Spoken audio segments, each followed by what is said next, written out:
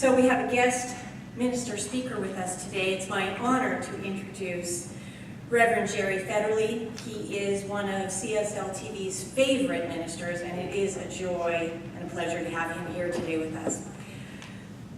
Reverend Jerry has been practicing religious science principles since 1998. He became a practitioner in 2001 and a minister in 2006. He was the assistant minister at Centers for Spiritual Living Seattle in 2006, where in addition to teaching and being a co-minister of Wednesday evening services, he was also the host minister of the monthly Better Business Breakfasts. Very busy there. Reverend Jerry served in several ministerial roles at centers throughout the South and the Midwest, and then he accepted an invitation to become the senior minister of the Creative Center for Spiritual Living in Escondido, right down the street, in 2013, and he served in that role for over 5 years, developing a music program and teaching classes that complemented the Sunday celebration services. Reverend Jerry has his master's degree in consciousness studies from the Holmes Institute, and he holds certificates for Be Peace Foundations and Unity Peacemaking courses. Reverend Jerry's ministry is about encouraging and supporting people as they fully engage in life, realizing the truth that God is all there is and they are one with this source. And the mysteries of life, when revealed, are for their highest good, regardless of appearances. So please welcome Reverend Jerry Fetterly.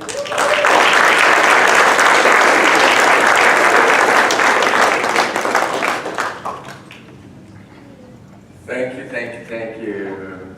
Gosh, it's great to be back here.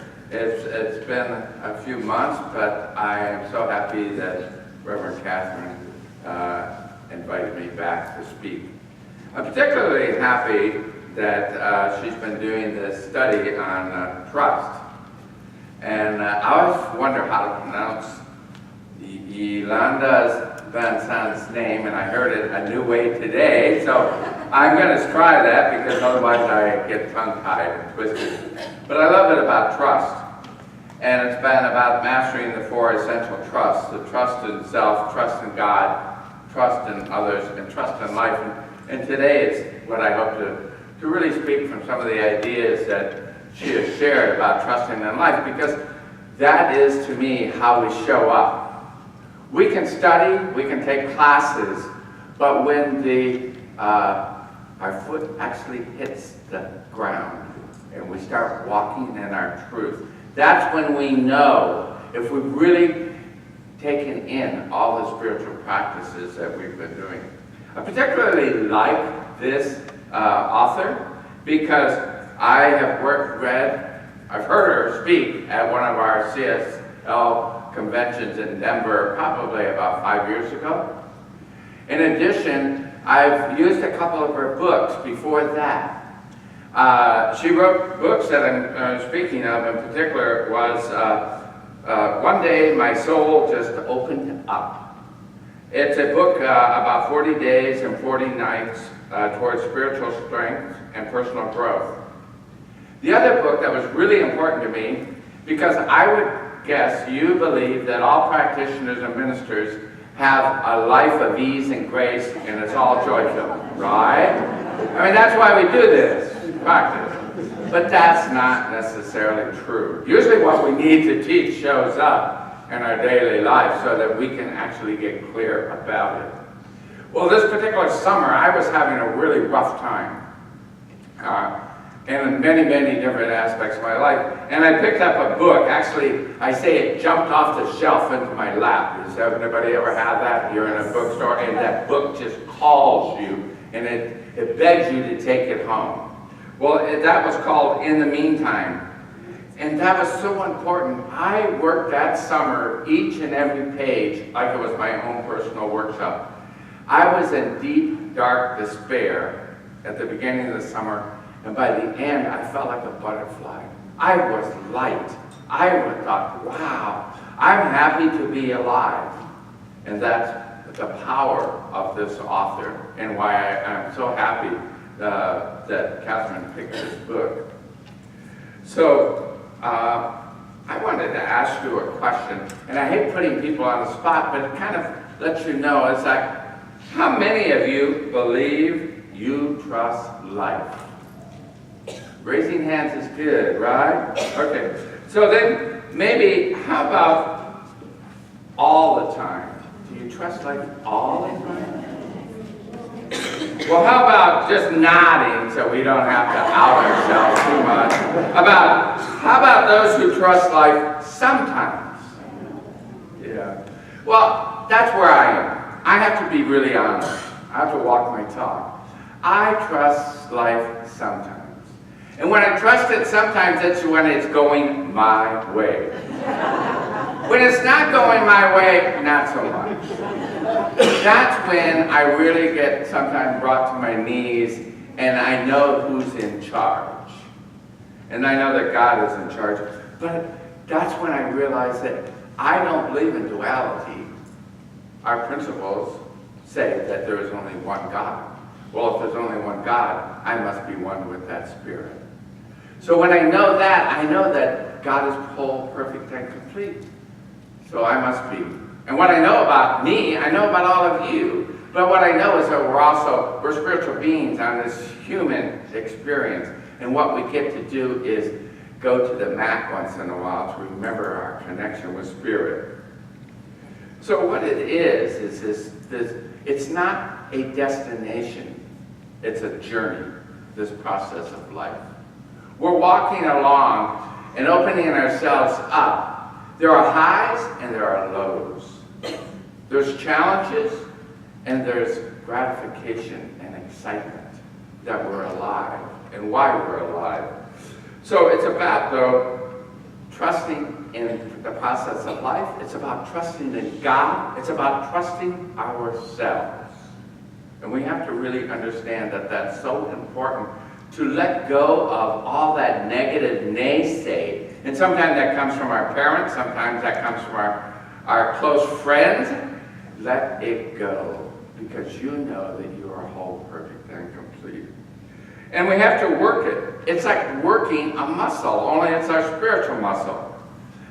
I know that I have to work a little bit if I want to get rid of my ice cream belly. I love chocolates and I love ice cream. But if I don't work out, if I don't walk, it adds pounds. Well, spirituality is the same way. You have to practice that muscle. You have to practice through spiritual readings, through meditation, and through study, classes, things, attending on Sundays, hearing a message that lifts you up, that speaks directly to you. That's what it's about. So what I wanted to do today was to look at a couple of her points.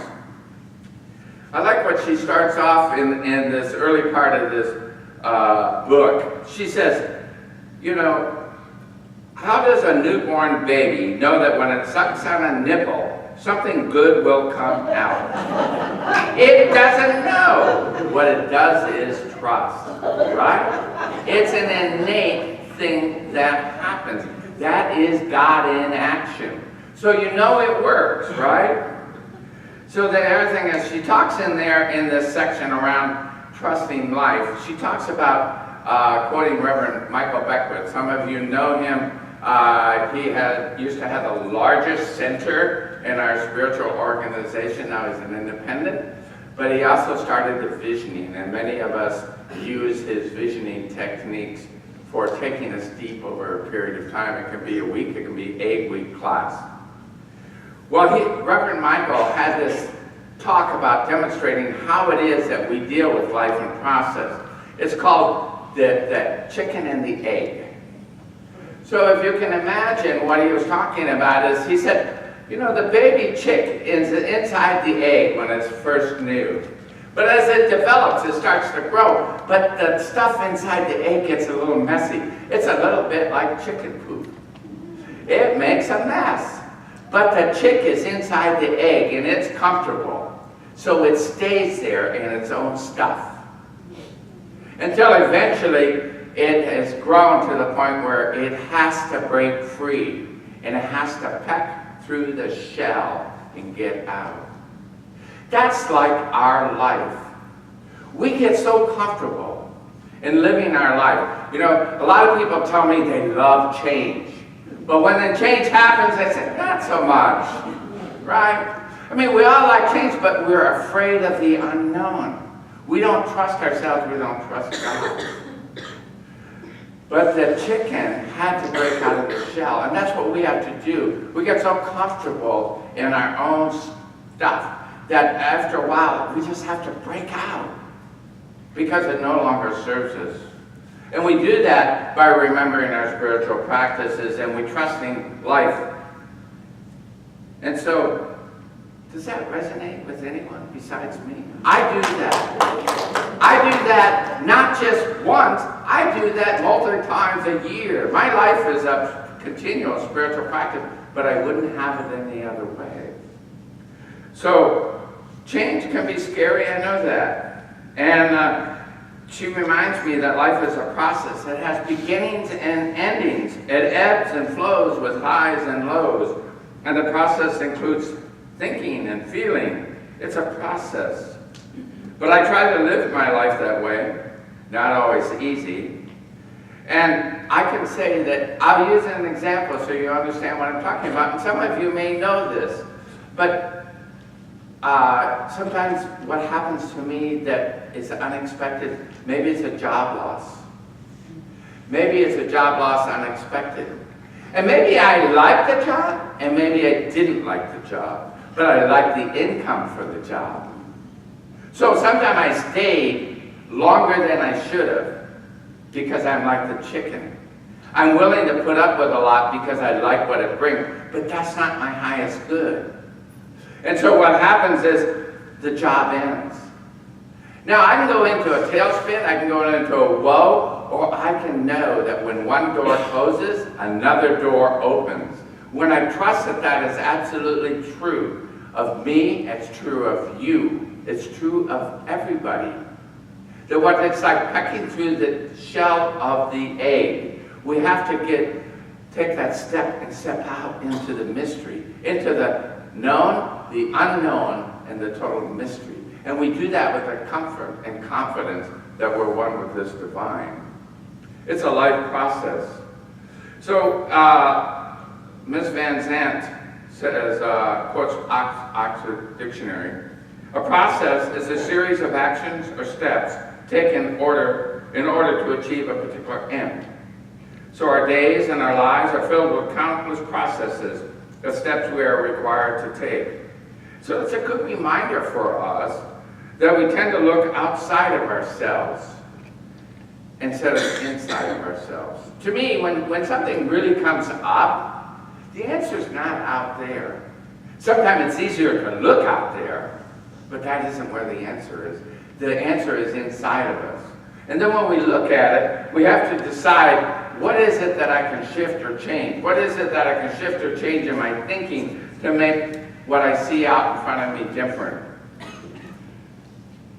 You know, she also wrote, you always get what you expect. It's a law of attraction. And you know that from Ernest Holmes, our founder of religious science.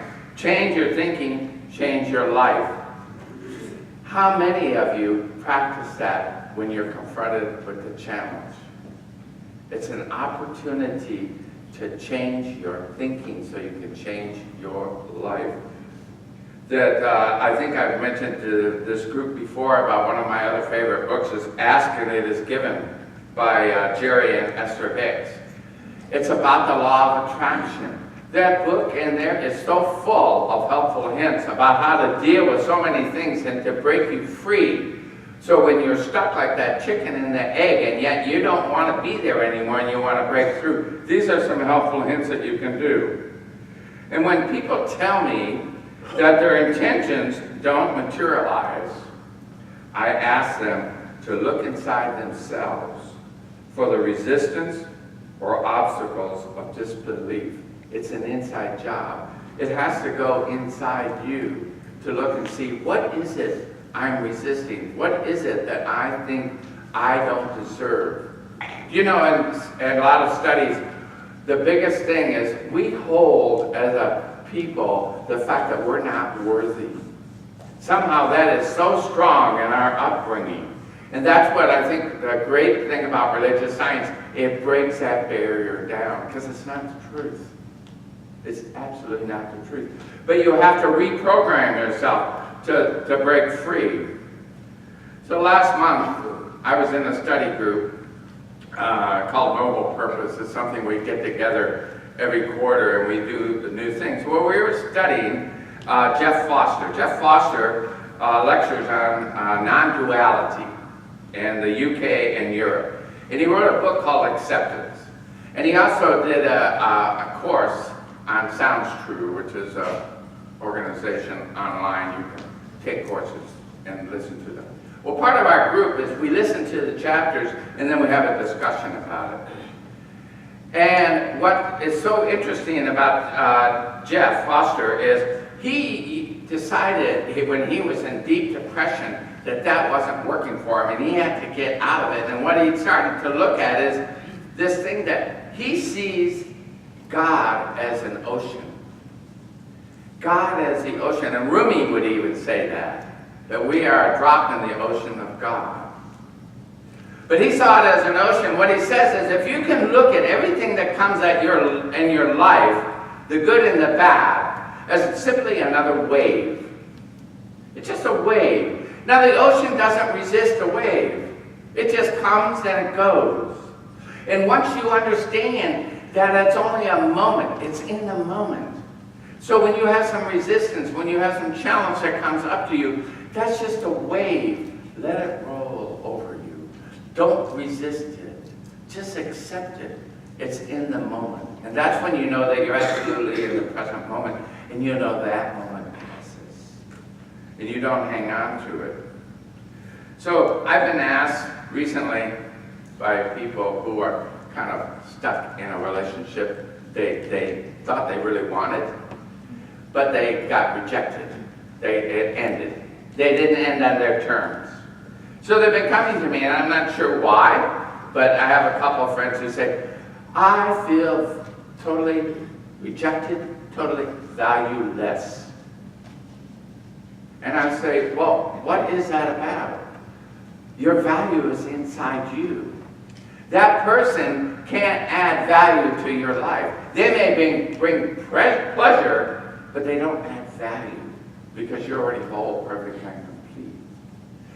What I know is from the two of them that I've been talking to in the last month, one was able to turn it around by going inside and looking at what really was important about them. And they did a little review, they did a little reading, they did a lot of introspection, and they walked through that period of grief. Because there is a grief in the ending of relationships. You can't spiritualize over that. You have to really recognize it, feel the grief, and then move through it. And that one person did it. The other person is still stuck in it. Because it is more comfortable for him to be in a point of victimhood because it feeds all of his stuff about how he really truly feels about himself. And sometimes all I can do is counsel people. I can't fix people. That's not my job. I don't fix you. I encourage you and I support you to heal yourself. But it's up to you. It's an inside job. So one of the things that she talks about, which I really like, is she writes about the essential elements required to develop and deepen your ability to trust. And I want to share some of those with you. There are only 4 points, but they're really 4 important points. The first one is understanding. You must understand the nature of the person or thing you are putting your trust in. Understand. Whether it's yourself, God, someone, or something, or life itself, you must comprehend the essence of how that person or thing works, what you can expect based on what you know and what is possible. And the second one is intuition. That was reflected in the reading that Mary did. Intuition. Each one of us has a spark of divinity within us. This is our connection to the ever-present, all-knowing, infinite intelligence of life. Our intuition is a great teacher from within that gives us that insight, information, and guidance required to walk through every experience. Do you know that you are never lost?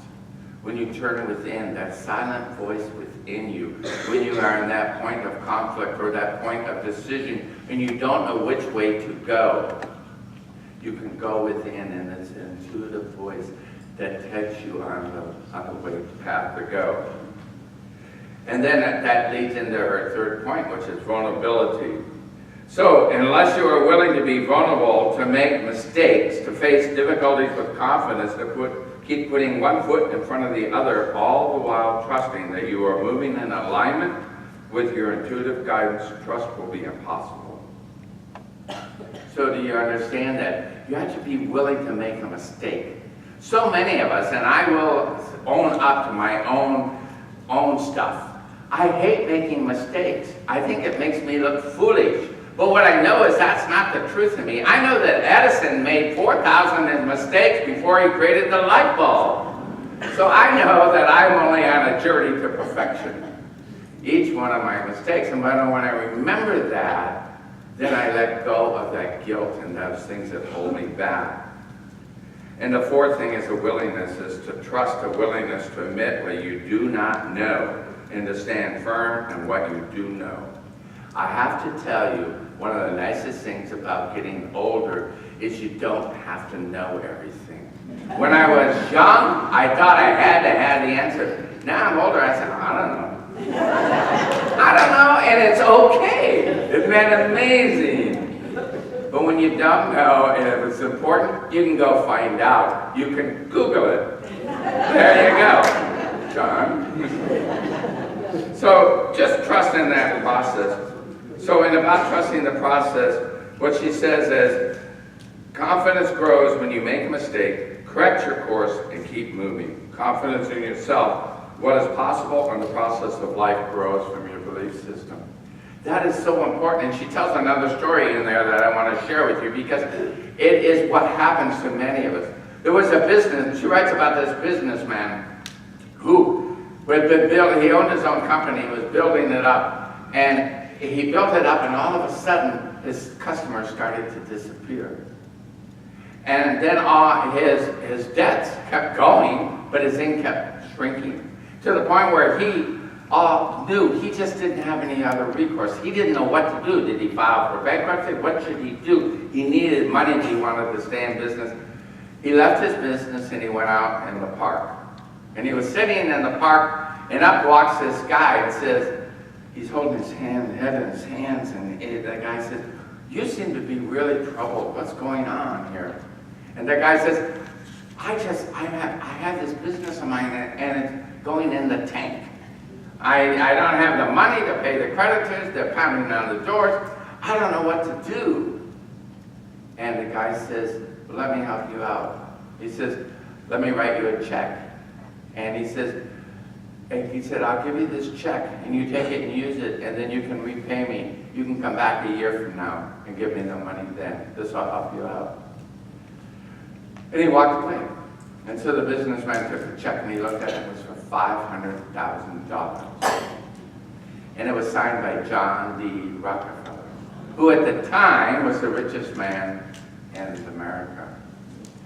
He was amazed, he was stunned, and he took this check home or back to his business and he put it in the safe. He said, I'm not going to deposit it, but I know it's there for my security blanket. I know I cannot fail because I've got this money right there to bail me out. He redoubled his effort, he tried new ideas, and his business prospered. His income rose, his new customers came. He never touched the check. A year later, he was very successful. He had money in the bank. He took the check back to the park to meet the guy, and there was the guy. He was there in the park, ready to meet him. And just as he was about to hand the check back to him, up this woman walked and put her arm around the old man, said to the businessman, I'm so sorry, I hope this guy wasn't bothering you. He wandered away from a group. He keeps telling people he's John D. Rockefeller. And she led him away. He was stunned. Wouldn't you be? He was absolutely stunned. But what the lesson is, it's like a placebo that you take for medicine. It wasn't the check It was him. It's amazing. We can all have that experience when we put our trust in life. We don't need the check. We just need to know the check is available for us when we want to use it. Another thing I want to share is, another thing about what trusting is, I'll tell you another personal story about me, is some of us have job issues, some of us have health issues, some of us have relationship issues. So sometimes when I have a relationship issue, I can take it personal for a while. I'm probably the only one. But what happened in this particular time is I was moving to Denver about 10 years ago. And I had been in a relationship with this guy for about 3 months. I talked to him every day. I thought it was perfect. I thought, oh my God, this is a person I'm going to share my life with. I went and I looked at a house, and before I closed escrow, I took this guy and I said, this is a house we can live in, isn't it great? He said, yeah, it's nice.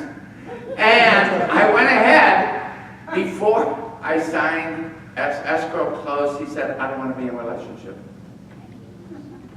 All it takes 2 to say yes and 1 to say no. He said no. And so all of a sudden I was kind of crushed. I did a little internal work. I had to work on my own stuff. I had already been a minister for a few years, so I knew how to do the process. That didn't mean I didn't have grief, because, you know, it wasn't turning out the way I wanted. But what I knew and learned from that is I didn't let it end my life. I didn't say that was all over. What I did is I did that internal work. And what it allowed me to do, that one door closes, another one opens, is I didn't find meaningful love over the next 5 years. I wasn't a hermit. I did date occasionally, but no real love. But what it did, by my moving from Denver back to San Diego, I met my husband, Gino. I've known him for 5 years. I wouldn't have had that opportunity to have that experience. He is so great for me, so supportive. He was just in China recently, and he brought back, we have matching little things, little pendants, and it says forever love. So what is so important is I have a relationship that works for me, that works for him, that works for us. We're both very independent people, but we respect and we want to be in a relationship with one another. I didn't have that before. So that's why you don't think the world ends just because something doesn't go the way you want to. What you know is it's going to open up to be what is going to be at your highest good. What you want, you may not get. What you need, you always receive. That is the important thing. That is what God is all about, with the highest good. So let me start closing and wrapping this up with her 4 points. She has 4 points about trust.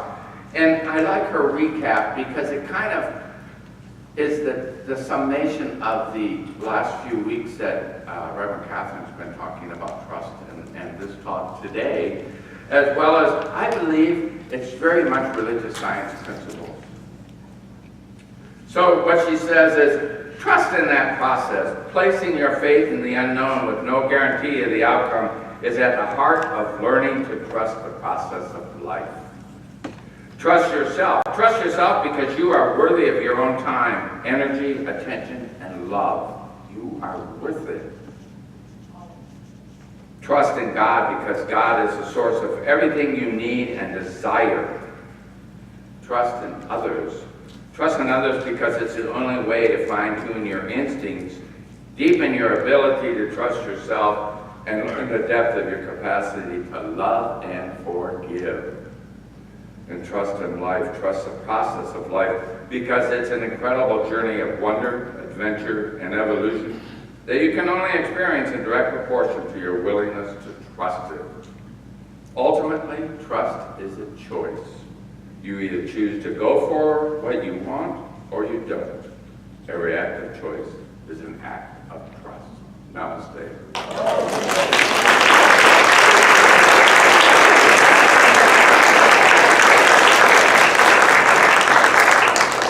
Thank you. So if I can ask the practitioners to stand and hold a sacred space, I'll do a treatment. So what I invite you all to do is to close your eyes, go within, and on that in-breath, know that you are absolutely one with the divine, that there is nowhere that God is not, that you are one. Knowing this is absolutely the truth. I know that we are each and every one of us connected. Knowing this is absolutely the truth, that God is circulating through this very room in this sacred space, holding all of us in divine love. I know our highest good is at hand, and as I know, we step into the mysteries of life, into the known and the unknown, with open arms and open minds and open hearts. We trust the intuitiveness of God that speaks to us and guides us in our life. I know that all is very good. We hold special prayers for the people in Poway around the temple that was involved in the shooting this weekend. Our hearts burst open in love and compassion for all of those affected, for the families. We know that there is only love, and we know that love heals. And so we walk through that process. We trust in the process of life. I know it's all good. I give great thanks for the service, for this community, for John playing beautifully, for all the support teams. I give great thanks. I give great thanks for Reverend Catherine in her process of taking time off. And so I give great thanks. I know that it's all perfect, whole, and complete. And I release, I let go, and together we say, and so it is.